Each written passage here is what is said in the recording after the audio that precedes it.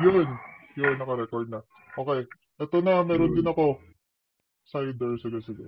Sa akin nandito, Sige. sa akin nandito. Oh, sige. Cheers, cheers. Sige. Anong gusto mong pag-usapan? Siguro, gusto kong tanungin sa'yo yung parang background mo muna about childhood.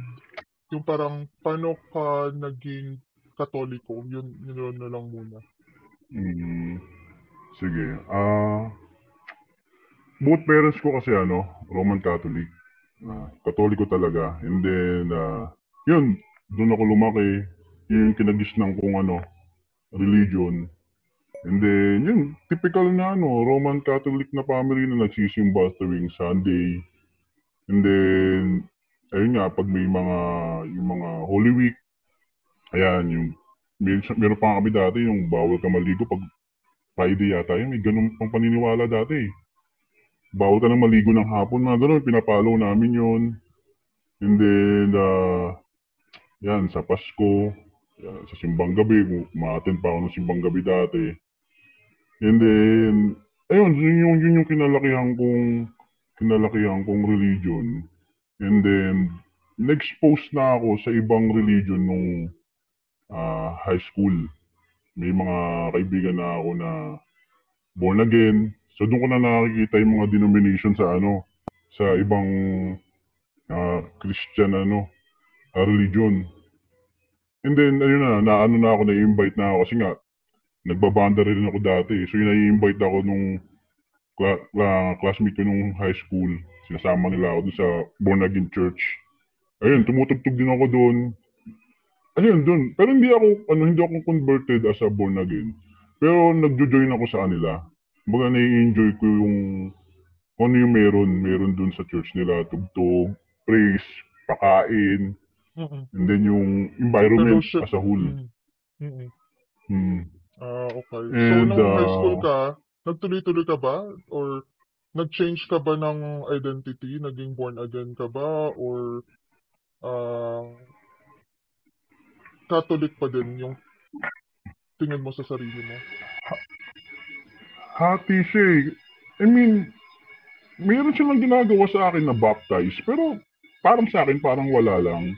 Parang, yun nga na, pinagawa pa sa akin na i-accept ko daw si Jesus Christ Mm-mm. as a Lord and as a God, Savior. and then Mm. Savior ko. Mm. Yun, ginawa sa akin yun. Pero parang sa akin, parang parang okay ako, katoliko pa rin ako, tapos okay ako as a born again.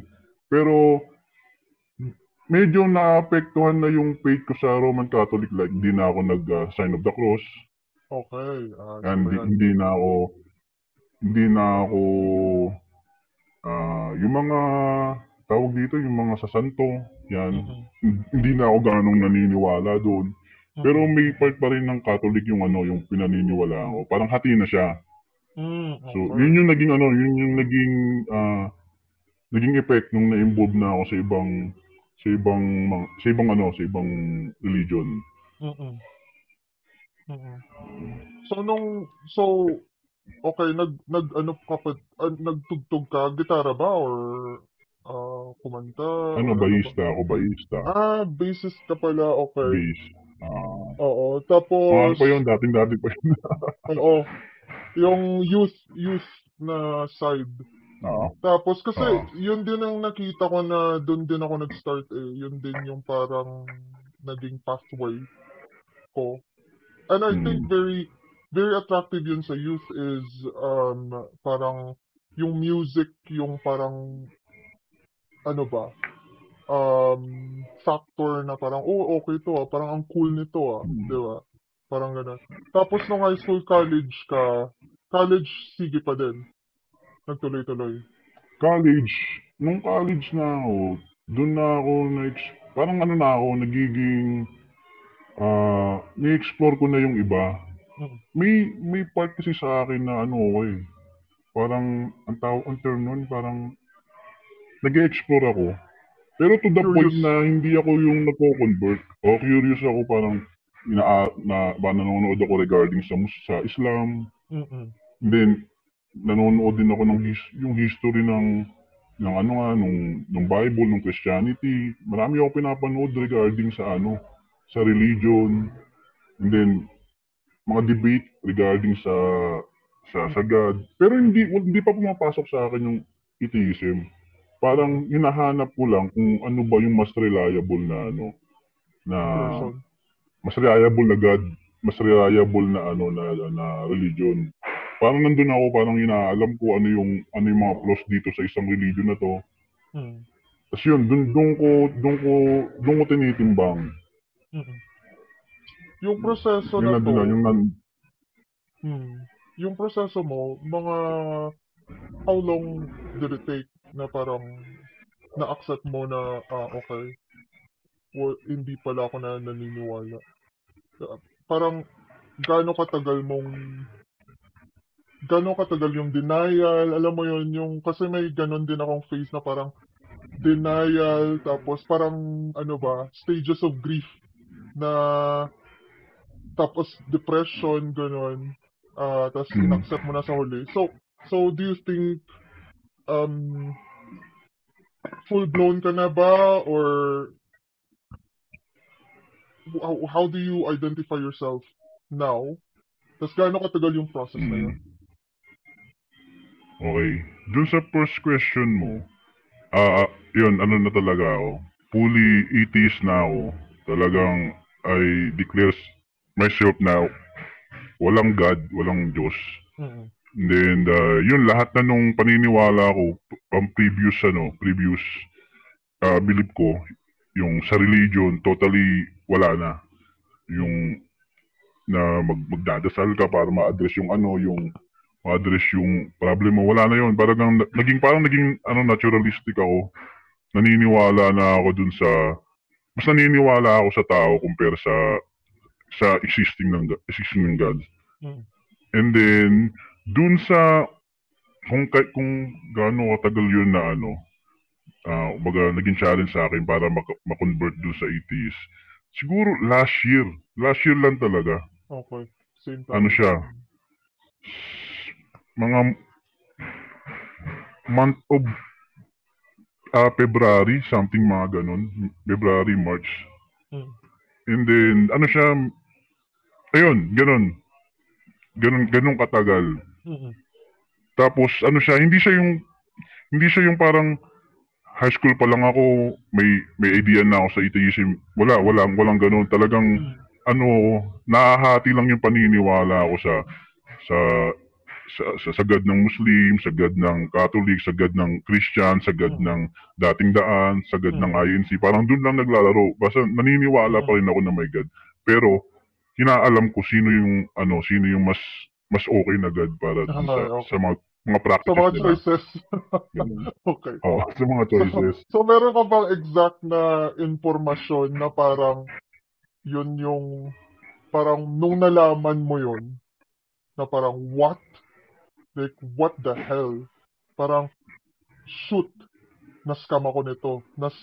Pinaniwalaan ko to, tapos yun pala, peke. Anong information? Gusto ko lang malaman yung perspective mo about that, na what is that one piece, if there's any information na parang, shoot, they all made it up. Parang ganon. Or Hmm. they made it all up. Para, Ano ano yun? yun? Ito na yung nandito na ako dun sa nagkaroon na ako ng crisis dun sa paniniwala ko nung nagkaroon ako ng matinding problema. Hmm. Ah, dun siya na-trigger. Kasi nung nagkaroon ako ng problema na yun, sobrang down na down ako. Eh syempre, ang naniniwala kay God, nagpe-pray, di ba? Hmm.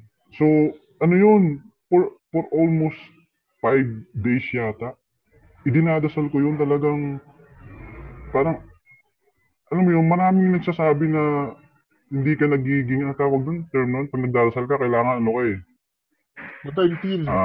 ano yung term? Oo, ganun. Honest Oo. ka at the same time, yung talagang sincere ka dun sa dinadasal mo. Correct. Ako, ramdam na ramdam ko na sincere ako. Alam ko sa sarili ko eh. Kaya nga ako nagdarasal, kaya ako nga sa kino-communicate eh. Mm. So, kung ko-question yung sincerity ng pagdarasal ko, talagang sincere ako dun sa ano, sa dinarasal ko kasi gusto kong ma-address yung ano ko, yung, I mean, matulungan ako ng higher being, ng God. Pero, nandun pa ako sa point na ano eh, sasabi ko na kausapin mo ako sa pagtulog ko or sinasabi ko sa kanya sincere ako na tinuturong kitang God, ikaw lang yung makakatulong sa akin. Basta yung emosyon nandun na talagang parang kinakausap ko siya. Pero walang nagre-response. Yun yung inaantay ko yung response niya eh. For 1 week, ginagawa ko yun parang gabi-gabi na parang di ko alam kung natatanda na pero parang jologs type pero feeling ko umiiyak pa ako nung nagdarasal ako ng mga panahon na yun. And then, one time, dahil sa sobrang ano ko na, tawag yun na dismaya ako dun sa ganung senaryo nung nagdarasal ako, wala ako nakukuhang feedback sa kanya, kahit man lang sign, etc. etc. And then, sa sobrang kong dismaya sa kanya, parang nag-search ako sa YouTube na parang why do God, etc. etc. na hindi nag-response. Tapos meron pa dun na parang sa sobrang galit ko, parang nagmumura na ako dun sa parang inaano ko, fuck God something, ganun. Kasi nga, sobrang nga ako, dismayado Galit ako. na galit ka. Oo. Then, oo, parang dun ko na parang pinagloloko ko ng God. Pero naniniwala ako sa kanya, galit lang ako sa kanya. And then, yun, nag-search ako sa Facebook, may mga nakikita ako na yung God minumura. Tapos sabi ko, ba't ganito tong tao na to? Parang ako yun. Parang, ang dating ko, bakit kaya niyang gawin yun? Bakit niya, yung ginawa ko na meron akong tawag dito, takot doon sa ginawa ko na minura ko yung God. Tapos siya, ganun din katindi yung galit niya sa God. Sabi ko parang, bakit, meron akong kaparehas na ganun. Hindi, in-explore ko pa. Nung pag-explore ko, nakita ako sa YouTube. Yun na, doon ko na nakita si Joy. Si Atheist Si Joy. Philippines. Joy, Philippines. Atheist Joy Philippines. So yun, nung napanood ko siya, dun tumindi yung dun talagang parang sinampal ako ng katotohanan ng lahat ng mga binigay niya sa akin na information. Kasi lahat nung sinasabi niya, yun yung tanong ko. Correct. So parang inilatag niya sa akin lahat ng sagot ng tanong ko, sinagot niya lahat. And then, pinapamukha niya sa akin na, na atheist ako, di ako naniniwala sa Diyos. Pero ito ako, tao ako, may pamilya ako, mabuti akong tao, tapos, siya, masaya siya sa ginagawa niya ngayon, tapos, na-actionan niya yung problema niya, hindi niya idinarasal. Yun yung naging kwento ko, kung bakit, nagkaroon na ako ng idea na, uy, ito pala yung atheist, hindi naniniwala sa God. Tapos, may nabanggit din siya dun sa video. Kaya pala, walang nagre-response sa'yo sa dasal mo kasi wala ka talagang kinakausap. Sarili mo lang pala yung kausap mo. Doon na bumalik sa ko yun. Doon bumalik sa akin na mga panahon na nagdarasal ako, nung humingi ako ng tulong, wala akong nakukuhang response kasi wala nga talagang God. So, doon na-justify sa sarili ko na, kasi based on my experience kung ako, tatanungin ako ng isang religious na tao na hindi ako sincere nung panahon na nagdarasal ako, magagalit ako kasi alam ko sa sarili ko na sincere ako at kailangan ko siya nung mga panahon na yun. Tama. Tapos, so, yun. Umiyak ka ba or doon? Kasi ako, yun yung naranasan ko nung inaccept ko sa sarili ko na I remember na nahiga ako one night tapos nagsabi lang talaga ako, shit, wala palang Diyos. Woman, it's not real.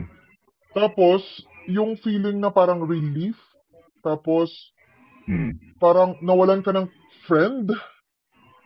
Parang, alam mo yung break-up na parang, oh my God, parang meron kang father figure na love ka, hindi ka iniiwan, palaging nandyan para sa'yo, tapos yun pala, peke, wala. Hindi siya nag-exist.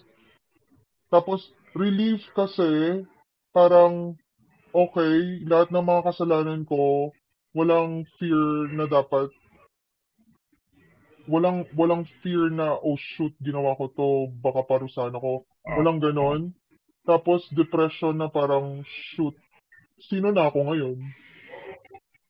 mm, Ano na ako mm. ngayon? Parang ganon. Yun din ba yung na-feel mo? Parang, what's next? Parang ganon ba? Nung same tayo, pero sa akin kasi, nung nung nandun na ako sa transition, siyempre nanonood na ako ng kay Atheist Joy. Mm, Tapos marami pa akong ine-explore about sa atheism. So marami mm, na ako napapanood. Nung nararamdaman ko na talagang walang God, yun yung pinaka ko, doon na sa rock bottom na ako nung mm, nung pagkatao ko. Kasi nag-i-struggle ako eh. Parang mm. doon ko nalaman na walang tutulong sa akin kundi sarili ko lang. Dati Oo, kasi idadasal mo pa eh. oo, Idadasal mo pa, parang bibigyan ka pa oo. ng hope, mamomotivate ka pa. Parang si God na Parang bahala. merong Diba? may higher Oo, being na tutulong sa'yo, mayroong himalang oo. mangyayari at Tama, positive ka tama. dun sa future.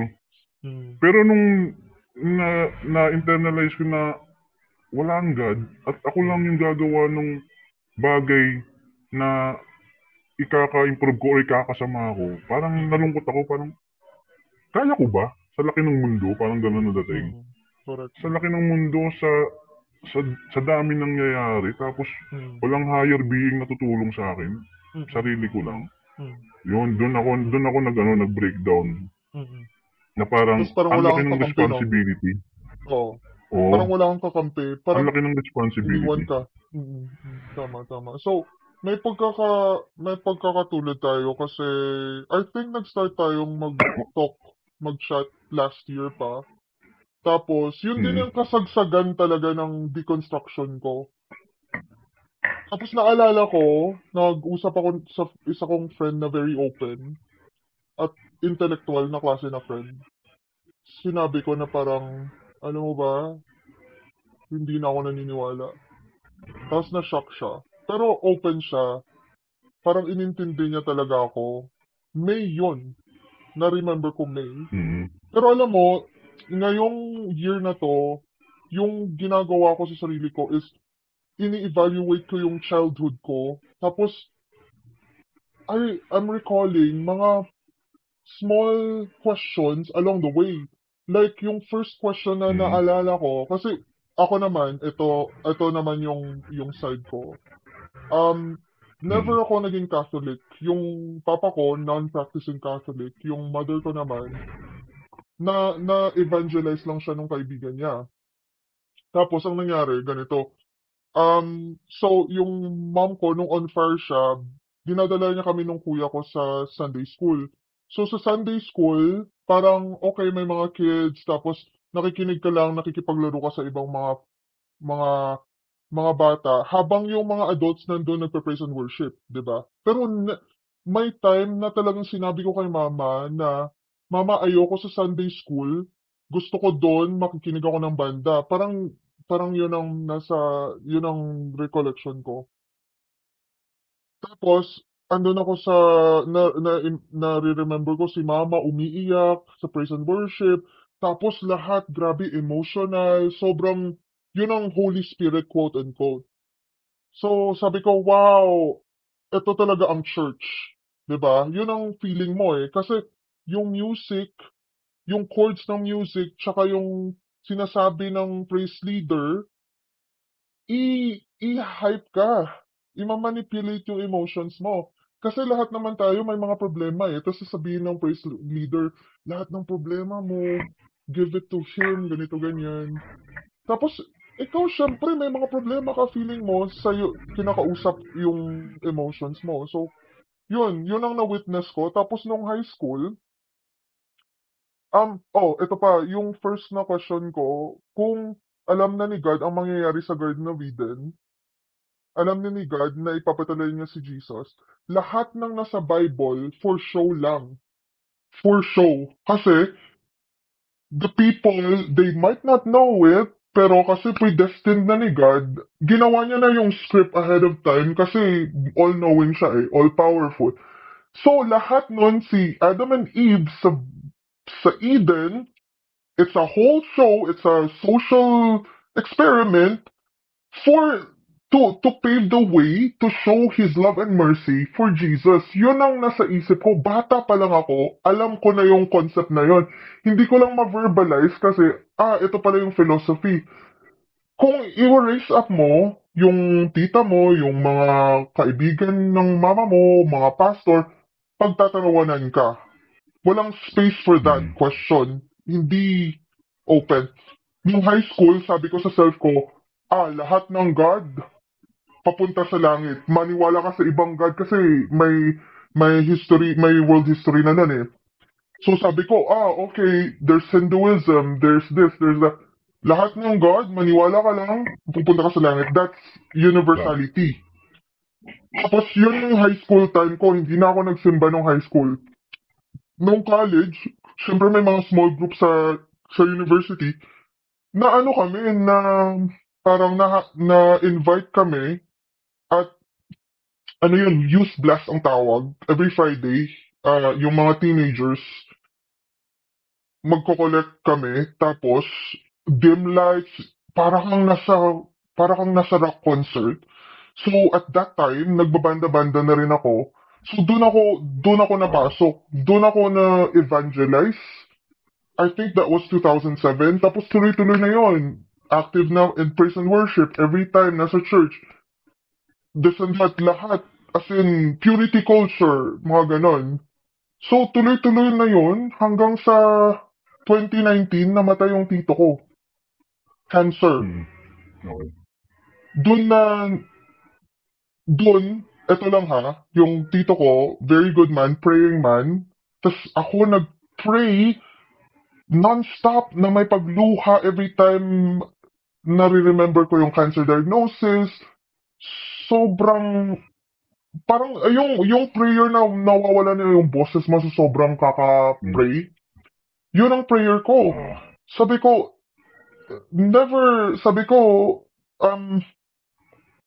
because we're Christians, he will be cured. Pero wala namatay din siya So, tinanong ko sa sarili ko, ano ba, sino bang mas powerful, si God or cancer? Can he reverse cancer? Parang hindi. 2019 yon. Pagdating ng 2020, COVID. Milyon ang namatay, kahit may vaccine later on. Sabi ko, why did God allow na milyon ang namatay tapos may COVID the next year? The following year. What is the point to kill all these people just for the vaccine to arrive? Sabi ko doon na talaga. Kahit bumalik ako sa church, hindi ko na pinapaniwalaan yung pastor. Kasi sabi ko, hello, parang pag may sinabi silang verse, may counter ako sa verse. Bakit ganito? Diba? Sabi ko, okay. Tapos yung time na hindi ako nag-church, doon na ako nakapag-isip, doon na ako nag-research, doon na ako tinignan ko na lahat ng debate, tinignan ko na lahat ng agnosticism, na atheism na content sa YouTube. Tapos sabi ko, unti-unti. And the information na nalaman ko na parang tumatak sa akin is nung nalaman ko na si Paul, hindi niya pala na-meet si Jesus face to face. Si Paul, Apostle Paul. And yung The Road to Damascus na story, yun ang nag-trigger sa Christianity. Kasi si Paul, di ba, in-execute niya yung mga Kristiyano. Pinagpapatay niya. Akala ko talaga, parang in a short period of time, maybe 5 years after Jesus died on the cross, nagpakita siya kay Paul. Na parang, alam mo yun, akala ko talaga si Jesus nagpapakita ng parang with face and all, with the markings dito. Yung accounts pala ni Paul, light lang, tapos boses. Tapos may Boses. correct, tapos may contradictory pa na verse sa Bible na wala daw boses pero nakita yung face. So sabi ko, what the hell? So that was 20 years after alleged resurrection. Tapos sabi ko, high lang talaga to si Paul siguro. Tapos, naging successful lang siya sa pagpapalaganap ng Christianity kasi sinasabi niya sa mga tao, mamamatay na tayo bukas kasi babalik na siya, magugunaw na yung mundo.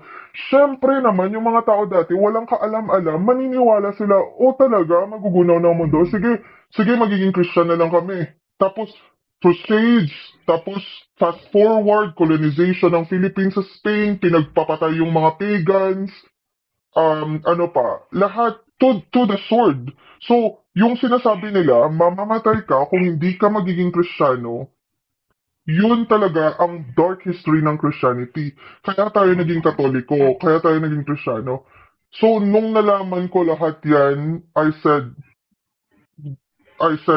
no longer gonna believe kasi I'm not anymore convinced. Tapos yun, si Hitchen, si Dawkins, Alex O'Connor, Atheist Joy Philippines, nakita ko din. So yun, until such time na andito na tayo, I think inaccept ko na talaga. At kung may magtatanong sa akin, open ako to discuss. Hindi na ako magtatago, I'm quite comfortable. You know? So, sabi ko nga sa friends ko, sabi ko, gusto niyo mag-Bible study tayo. Yun ang gusto kong mangyari. Mag-Bible study Idibang tayo. mo yung nila. Oo. Tapos, hindi ko naman sila i-change yung mind nila. With respect Ilalatag ko naman. lang. Oo, ilalatag ko lang. Kasi ang daming verses na hindi sinasabi sa church. Ang daming verses sa Tama. Bible. Oo, mas madami pa nga yung mga evil deeds ni God eh. Mga evil na ginawa ng Bible God. Doon pa nga lang sa Ten Commandments, nakita ko na yung God na pinipraise. Ni-praise ko dati. Ito pero ito nga lang naging atheist na ako. Doon ko lang napagtanto na, teka lang, bakit pagdating kay God, well explained, define talaga yung kailangan gawin, bawal ka sumamba sa Diyos-Diyosan, gawa ng tao, walang ibang makapangyarihan siya lang. Pero pagdating sa tao, sobrang straightforward, bawal pumatay, bawal mangunya, galangin mo yung magulang mo. Parang kung ikaw, parang ang dating ng Bible talaga is to praise lang siya eh. Parang ganun lang yung ginawa ng ginawa lang talaga ginawa lang yung Bible para lang sa kanya maging center siya ng nung lahat. Kaya yung tao, ganun papunta, doon talaga palid.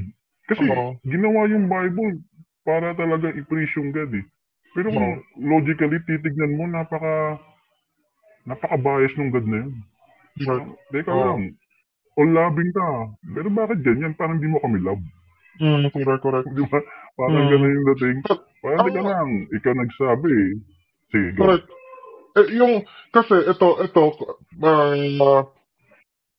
sa side ng mga Kristiyano ha, ito yung sasabihin nila, kung may Kristiyano dito, ang sasabihin ng Kristiyano sa'yo, kaya nga may Jesus Christ eh.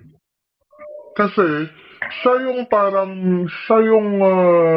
kabayaran ng kasalanan sa Garden of Eden. Pero, alam mo, kung susundin natin yung all-knowing, all-powerful, everywhere na God, at day 1 pa lang, may magagawa na siya dun sa sin. Day 1 pa lang. Si Abel nga, hindi niya nga pinigilan yung pagpatay eh. Kay Abel. Kay Cain at Abel. Tama. Tapos, are you kidding me na parang, are you saying na yung parang sinow niya all na ito na mga story sa Bible just to make himself appear na parang, look, you're nothing without me. Kasi ako pa din. Sa kahuli-hulihan, ang gagawa ng, but you can God, you can save your time at day 1, di ba? Na parang, ito yung scenario sa Adam and Eve na, na story. Kunyari, he doesn't have to. He doesn't have to create a tree. Create a tree. He could have made them knowledgeable for good and evil. What's wrong with that? What's wrong with that? Tama. And does he have a power na wala yung snake doon? Or wala, or what? Diba? Ano yun? Diba? Bakit may snake doon? Sino? Bakit? Alam mo yun? So talagang, thank goodness na hindi totoo yung mga yun. Pre, yun nga. Yun nga, dahil nga naging open na tayo sa mga ganun, parang nagiging objective na yung tingin natin sa yung pag binabasa na natin yung mga ganun, yung verses ng ganung Bible, hindi tayo nagiging biased kasi nga wala na tayo dun sa circle nung nung paniniwala na yun. Naalala ko na ano ko yan eh. Nung naniniwala pa ako, alam ko yan, question ko yan eh. For example, si David, King David, di ba? Yung asawa nung asawa nung magiting niyang sundalo, kinuha niya, di ba? Inagaw niya. So, isipin mo parang, dati, alam kong mali yun, pero okay lang, kasi nga, nandun yung God eh. Parang ina-accept ko siya na okay lang na kunin mo yung, agawin mo yung asawa ng kaibigan mo, kasi nga, malapit ka sa Diyos eh. Kumbaga parang part yun ng plano eh. Tapos, pero kung iisipin mo ngayon, teka lang, bakit hinahayaan ng Diyos yun? Mali nga yun, kasalanan nga yun eh. Pero bakit hinahayaan niya? Tapos ako, nagkakamali ako, tapos mapupunta ako sa impyerno, parang ang bias naman. Kasi parang nandun na, parang yun nga, dahil nga hindi na, wala na ako dun sa circle na yun, doon ko nare-realize, yung mga question ko dati, valid. Ang problema lang, nadja-justify yung mali na yun kasi nga may God. Tama ka. Naniniwala ako sa God na yun. Oo, tama ka. Tapos, ito pa, yun, naniniwala ka ba na si God everywhere? Naniniwala ka ba doon? Dati. So, dati ako din, naniniwala ko doon. Dati. Pero alam mo, mahilig ako manood ng mga true crime. Lahat ng mga serial killers, kilala ko yung mga background nila, ang story nila, ilang mga anong taon sila nag-crime, ganun. Ewan ko, parang siguro ano ko lang, talagang mahilig lang ako sa mga mystery, tapos na-solve yung mystery, or mga ganun yung gusto ko, mga psychological, mga na stuff. Tapos sabi ko, oh my God, kung totoo na everywhere si God, so every atom, every kahit sa pinakasulok ng kwarto mo na hindi mo binubuklat or kahit sa loob ng bag mo nandyan si God, paano nangyayari ang mga crimes katulad ni Ted Bundy? Si Ted Bundy, yung victims niya can be 100 plus girls, young girls and women. Huh? Yung mga serial killer, mga heinous serial killer, si Hitler. Bakit naging milyon ang mga Jews na pinatay ni Hitler, tapos yung belt pa nila, nagsasabi, God is with us, Kristiyano si Hitler, don't they? Yung parang, doon pa lang, parang, feeling ko at that time, madaming naging atheist, pero, yun pa lang, yung mga witch hunts na parang, they used to, and hindi lang to years or weeks, this is centuries. If you research witch hunting sa US or sa West, they used to burn women at the stake because they thought they are witches na practicing the demonic. Yung parang, alam mo yung mga women na feeling ko philosophers dati na parang, ewan ko kung paano nila i-diagnose. They're burned at the stake na parang later, na-realize ng mga humans, mali pala ang magpatay ng mga babae na sisilyaban natin sila in public kasi yun ang kasalanan nila. So, feeling ko, yung Bible, Kasi din sa Bible, women are lower. Kasi kami nga yung Tama. nagkasala sa Garden of Eden, number one. Tapos create lang kami para mag-help kay Adam. Yun ang... At alam mo yung parang Kasalanan. Kasalanan niyo kasalanan pala. talaga. Yari Oo, kayo. kasalanan namin. Kaya kami, ang taga seduce, kami ang Ah. downfall ng man. Tapos may theory pa na si Ah. Satanas daw, si Lucifer daw, babae. Yun pa yung talagang theory. Kaya for the longest time, hindi kami nakakapag-vote. Sexy. Hindi kami pwedeng maging pastora, hindi kami pwedeng maging priest. Ah. Kasi nga, lower ang babae. So, we evolved as a society na parang, actually, may say ang mga babae. Pwede silang maging president. Pwede silang maging senator. Actually, okay din pala sila. Di ba? So, nakakatawa lang na parang, it happened. It happened. At sa Pilipinas, nakikita ko, ganun pa rin eh. Parang may machismo pa din na parang, babae ka lang. Alam mo yon na, huwag kang, ang padre de pamilya ang masusunod. Sino ka para ganito ganyan? Alam mo yun? Yeah.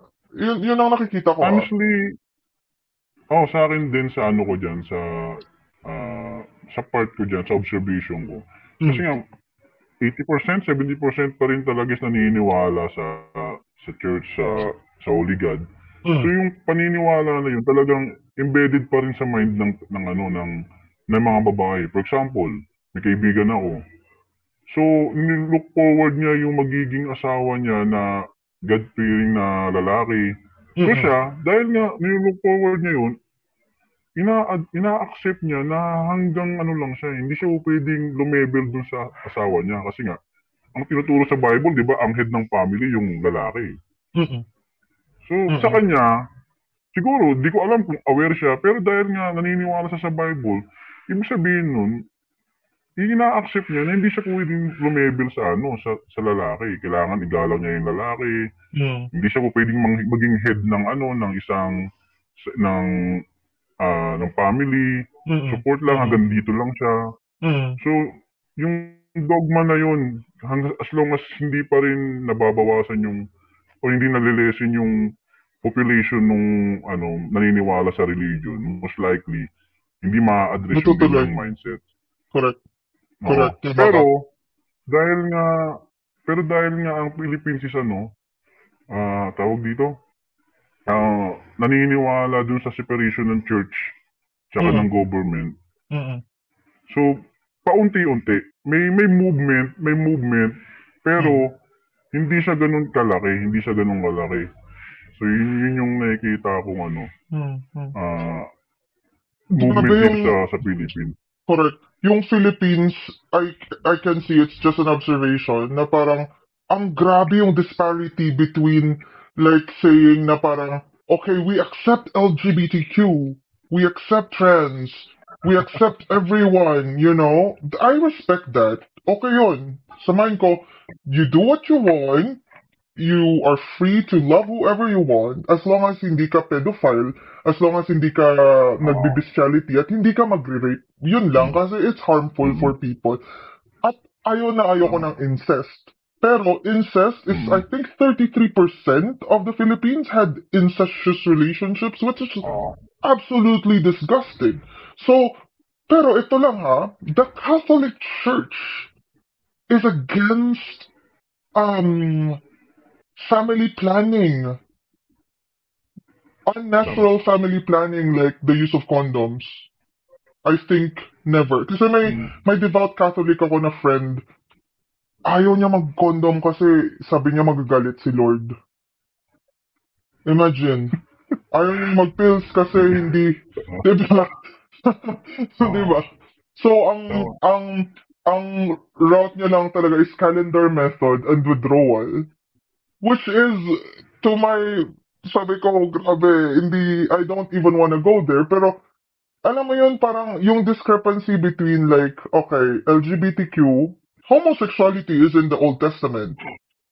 And this is the God. I don't condone this. Pero diba sabi, stone them to death. Yun ang sabi. It's a Oo. Correct. So kung gusto mo mag-follow ng 613 na rules ng Bible, good luck sa'yo. Pero that's one of them. Pero never naman sinabi na don't impede family planning. You know, hindi naman sinabi na wag kang mag-condom or wag kang wag kang mag-pills or whatever. So, mind-blowing lang for me. Tapos because of that, nagiging taboo ang sex education sa mga teens. And because of that, there's a rise of HIV and STDs in the Philippines. Nakikita ko sa news yung HIV epidemic. Ayun. Oo, Current sobrang shocking. ngayon, current issue ngayon. Sobrang shocking. 13-year-old, 12-year-old boys nagkaka-HIV. Like, what the hell is happening? Diba? 500% yata yung tinaas. Correct. So number one tayo sa Philippines as a world. Number one ang Philippines. So how can you explain this? Despite a religious country, praying every day, going to church, reading the Bible, how can you explain the 500% rise in HIV? That's my question. It's unbelievable for me. Yung parang nakakaya, as in. To be Ito ba yan, honest. mangyayari sa'yo, ito ba yan, yung ganyang issue na yan, gaslight ka lang nung mga believer kasi, Ano ang sasabihin? sasabihin nila, yan na, di kayo naniniwala, parusa na ng Diyos yan, or magbago na tayo kasi nga, yan na yung sign ng katapusan ng mundo, yung mga sakit, etc. Oh my God. Alam mo yun, parang nagagamit pa rin nila yung paniniwala nila dun sa sitwasyon na sobrang stressful na dapat i-address. Pero ang way nila is to hilain ka, maniwala ka, tapos eventually magkita-kita na lang kayo sa langit. Pero ano mo yun? Honestly, anong gagawin nun? Anong magagawa nun sa current situation ngayon? Kung yung ang reason niya bakit nagiging tabu yung topic ng sex education is dahil sa religion. Kung una pa lang, I mean, nasuportahan na talaga yung sex education sa Pilipinas. Most likely, yung impact nun, in the future, mas lelesin yung case ng mga HIV kasi education is the key. At sana, ito lang pag-usapan na sa mga bahay. Kasi, I think it's the parents' responsibility. By the age of 11 or 12, the kid will discover porn on the internet. I mean, 11 or 12. Accessible. Yeah, accessible. Dati kami, ninanako pa namin yung mga VCD ng uncle namin sa drawer niya para lang, tapos alam mo yon sabay-sabay pa kayo manonood. Tapos nakasarado lahat. Grupo pa. Grupo pa. Tapos, alam mo yon na yung sa amin, yung na-imagine ko yung first time na nakapanood kami, yung barkada ko, parang sabi ko, oh my gosh, yung uncle ko may ganito ganyan. Sige, punta tayo sa bahay mo ng mga alas 3. Escape kami sa school, tapos punta kami sa bahay kasi walang tao, tapos pinagsasara namin yung mga, yung mga windows at doors. Tapos may naka-look out sa bintana, kasi ilaload nyo pa yung VCD para i-play nyo. Tapos, oh my God, gumanon kami. Tapos, sa sobrang windang namin, kasi you don't know what you're looking at. Still up, 15 kami noon. Still up namin, shoot, nakakasuka, ganito, ganyan. Tapos alis kami. Yun kung paano namin na-discover. Pero ngayon, mag-click ka lang sa internet. Andyan na. So I think that's why teenagers are very hyper-curious kasi nakabulagta. It's very accessible. Walang challenges. So yun, I don't know. I don't know how the government will address this. Siguro mag-pray na lang, no, ng mataitin. Hindi kasi tayo nagpa-pray eh. Let's mag-pray. Oo. Ay, nako. Kasalanan kasi natin. Oo, tama yun. Kasalanan Yun. natin. Do you think agnosticism and atheism might be on the rise in the Philippines? Is that how you perceive it? Sa akin honestly, nakikita akong may movement pero sobrang sobrang bagal. Hindi siya ganun kaano kabilis kasi still ano pa rin talaga tayo eh. Still dominant pa rin talaga yung yung mga religion dito, lalong-lalo na yung INC, lumalaki talaga siya. And then Wow. ayun nga, dahil nagiging requirements din eh. For example, pag ano ka, Inglesa ka ni Kristo, most likely madadali kang makapasok sa gitong trabaho. Tapos sa school naman, requirements din sa yung baptismal sa yung ganun pa rin, may requirements pa rin na ganun na kailangan may baptismal ka pag grade 4, grade 5 ka. Baptismal sa So, Katoliko? Roman Catholic? Katoliko, Shoot.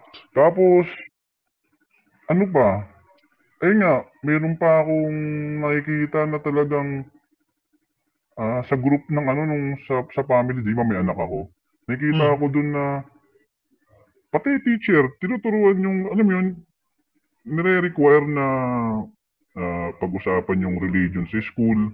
Hindi, okay lang sana yung religions eh. Kumbaga lahat i-discuss. Hindi, yan nangyayari. More on Christianity yung dinidiscuss ko. Basically, parang hindi sila ini-inform with regarding dun sa mga religions. Para silang, tawag dito, pinipid ng information regarding sa Christianity na walang option kundi Christianity lang. Parang ganun yung dating. Okay. I get it. So, yung ano ba yan? Catholic school? Public. Public lang. Sa, ano lang, parang generic na public school. Ganon. Oo. Public Okay. school lang, oo. Oh. So, meron ba So, silang subject na religion? Ganon ba? siguro values, pero yung values kasi parang nag-equivalent to ano na eh. Ano na eh, parang Religiosity. yun nga sa religion, oo. Parang ganun na Tama yung ka. nangyayari. Dati tinuturong magmano, etc. Hindi, ang nangyayari, yung values, more on Bible, study yung nangyayari. Sa tingin ko parang ganun. Yung Correct. nagiging, okay lang naman, basta ang ituturo yung mga morally good.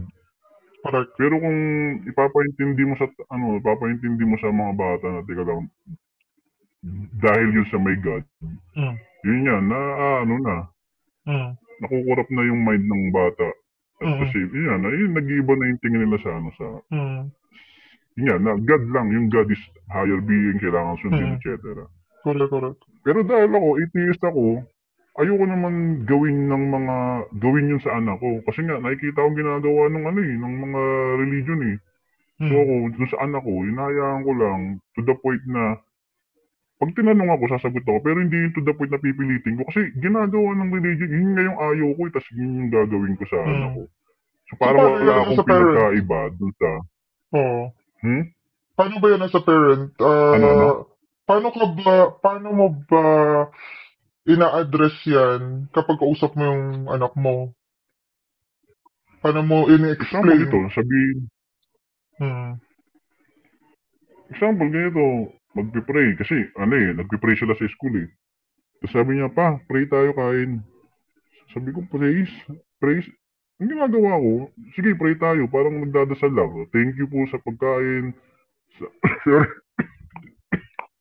Thank you sa pagkain. Thank you sa lahat, etc. Pero never akong gumagamit ng God na na term. Nagpapasalamat lang ako dahil may pagkain. Nagpapasalamat ako sa good health. So, yun. Parang sinusuportahan ko pa rin yung gusto ng anak ko. Kasi nga, okay naman talaga yung praying. Kumbaga parang pagpapasalamat ka dun sa anong meron ka. So yun yung indirectly na inaano ko sa kanya na magpasalamat, maging grateful sa lahat ng bagay. Pero Gratitude never lang. kong binabanggit sa kanya yung God. Siguro nare-realize niya kasi hindi na ako nagsa-sign of the cross. Sabi, nagtatanong sa akin, ba't di ka na nagsa-sign of the cross? Ay, hindi na kasi ako naniniwala sa sign of the cross, gumagano na lang ako sa kanya. Pero hindi pa niya maintindihan yun. Pero nakikita niya nang may changes dun sa normal na nakikita niya sa school.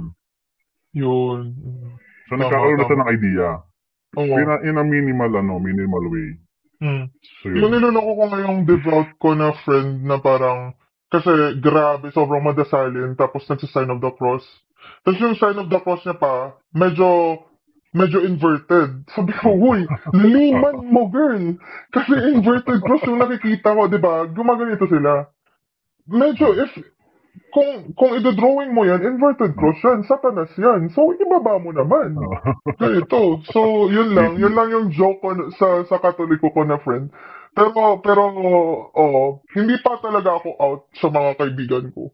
Mga close lang talaga. Kasi ayokong mawindang sila, mag-ano din sila. Pero in time, I guess, lahat ng believers, kung if they're lucky pupunta din sa stage na yun na parang, wait lang. Alam mo yun? Question after question after question. Yun ang sabi ko sa friend ko na parang, magbasa ka ng Bible, basahin mo lahat. Huwag mong basahin yung parang God is love, whatever.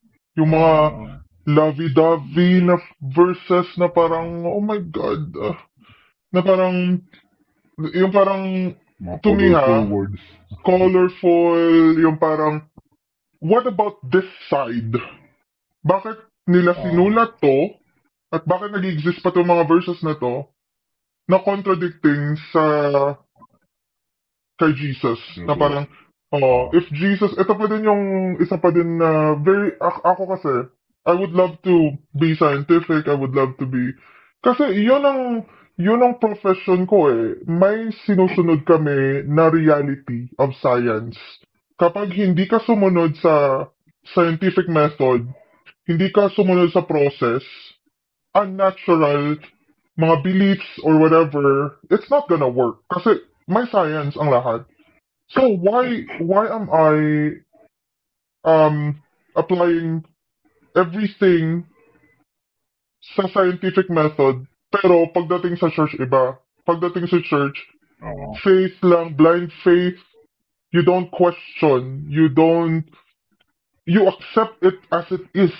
Na parang hindi mo pwedeng i-test, hindi mo pwedeng i-observe, hindi mo pwedeng wala kang evidence. Tapos, kung may mangyaring maganda sa'yo, that's evidence. Pero, parang, okay, the reasoning is, that's evidence kasi may nangyaring, what if may nangyaring masama sa'yo? Yung cognitive bias mo, pupunta pa din sa, baka may makasalanan kasi ako, kaya hindi kasi ako nag-pray. So, biniblame mo yung self mo, never si God. Never yung paniniwala mo, never. Higher being, tas yung victim, gina-blame mo, tas biniblame mo din yung mga other people, parang, kinocolor mo na sila, Iglesia ni Cristo, impyerno. Mormon, impyerno. Seventh-day Adventist, impyerno, kasi hindi sila nasa faith namin. Kami ang may faith na totoo. Katoliko, for sure, impyerno. Eto naman, Muslim, for sure, impyerno. So, like, meron ka ng thinking na kayo ang the best, kayo ang favored, kayo ang chosen. So, nagiging, ano na talaga, I think kulto lahat eh. Kulto lahat. Kadamihan lang ng yan, bro. Yun lang. Yun lang. Additional dun sa nabanggit mo kanina yung movement ng atheism tsaka agnostic. Siguro, isa rin yun sa tingin ko ako personally as an atheist. Kasi, hindi kasi tayo yung dominant pagdating dun sa kailangan mong dahil nga karamihan ng atheist is tawag dito, hindi pa talaga nagsasabi or talaga totally open sa lahat. Kasi tayo parang closet tayo type ng, ako personally dati yung parang ang pagiging atheist mo, parang sarili mo lang. So, isipin mo, kung ang mga tao, example ako naging atheist ako, wala kasi sa objective ko na magpa-convert ng ibang tao na maging atheist din. So, isipin mo yung mindset na ganun. So, totally talaga, yung movement ng atheism tsaka ng agnostic dito sa Pilipinas, sobrang baba. Kasi hindi tayo tulad ng religion na magbibigay ng pamphlet, mag-speech sa etc. Correct. Tapos i-require na pabinyagan. Correct. Talagang nakikita ko talaga na sobrang babagal. Pero ang hoping ako kasi yung yung mga ngayon, mga teens ngayon, may ano na access na sa Facebook. Mm. Meron naman kasing atheist na group. So kung magiging ano sila, tawag dito, may mga questions sila regarding sa page, madali may access sila, mas makikita nila kaagad. Hindi Correct. tulad Oo. natin dati na wala tayong kaalam-alam sa atheist. Ang atheist nga, parang antichrist equivalent to antichrist dati. Correct, oo. Tama ka dyan. Tapos kung atheist ka, parang worse nga, satanista ka eh. Kung atheist ka. Kasi yun din ang tingin ko dati. Dati super Christian ako. Yun ang tingin ko sa mga atheista. Wala silang Panginoon. So talagang sunog na sila sa impyerno. Ganun ang paniniwala ko dati. Yeah. Yun lang, yung parang, I get the point na sinabi mo na parang, we don't have the urgency to spread out the belief of, it's not even a belief, it's just a disbelief of God, kasi we can relax now. No one's coming back from the dead. The world is not going to end tomorrow. Tapos, we can all die tomorrow, and the end. Lights off, Yun.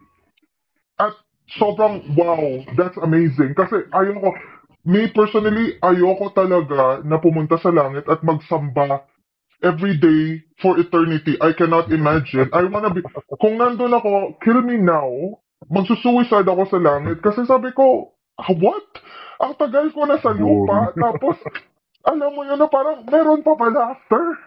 Parang pagod ka na nga Better ka dito. ulit. Diba? Pagod ka na nga Better dito. ka ulit. Grabe. So, if meron man, magdi-disappoint ako na parang, shoot, na parang, pupunta ako kay God na parang, pwede bang ano mo na ako, kalasin mo na ako ngayon na? Parang ganon. So, ayoko ng ganon. Tapos, yun ang sa atin kasi, ako lang ha, personally, I want to let people be. Do what they want, do what you want, believe what you want, as long as wag ka lang mag-harm talaga ng ibang tao. Yun ang sa akin.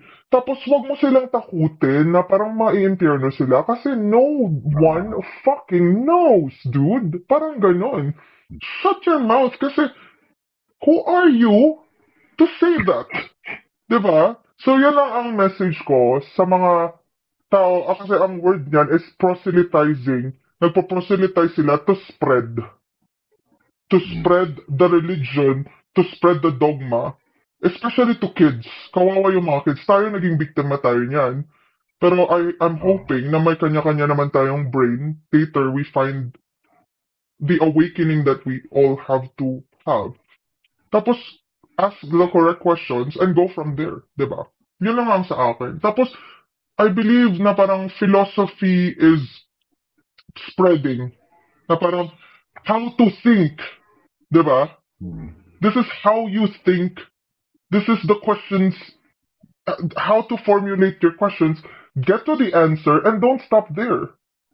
Make another question. Diba? Answer that question.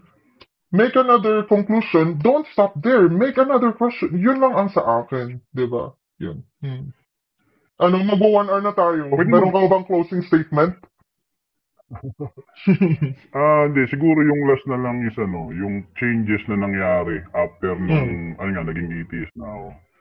So, yun lang. Yung siguro magiging closing ko, ang laking bagay ng naging impact sa akin nung naging atheist ako. Kasi doon niya pumasok yung naging naturalistic na rin ako eh. Na pumasok na rin yung pagiging stoic. Marami na akong ina-acquire na alam ko sa sarili ko na may impact. Hindi na yung naniniwala lang ako kung na mayroong higher being, magic, etc. Yun. So, basically, ang laki ng improvement sa akin the way tignan ko yung mga bagay-bagay. For example, may isang problema. Maghanap ako ng solusyon na alam kong through internet or paano ko i-switch yung mindset ko to be a positive to the point na ang gagawin ko siya kasi alam ko yung action kong gagawin ngayon magkakaroon yun ng effect yun in the future. Tama. Hindi ako yung parang hoping lang in the future. Hindi na ako ganun mag-isip. Parang kailangan kong gumawa ng action, kailangan kong i-improve yung sarili ko. And then, yung sarili ko and then yung sa iba, mas may tiwala ako sa tao compared naman Mm. ngayon sa Diyos. Kasi Mm. yung tao na yun, nakakausap ko, pwedeng in the Correct. future makatulong or Correct.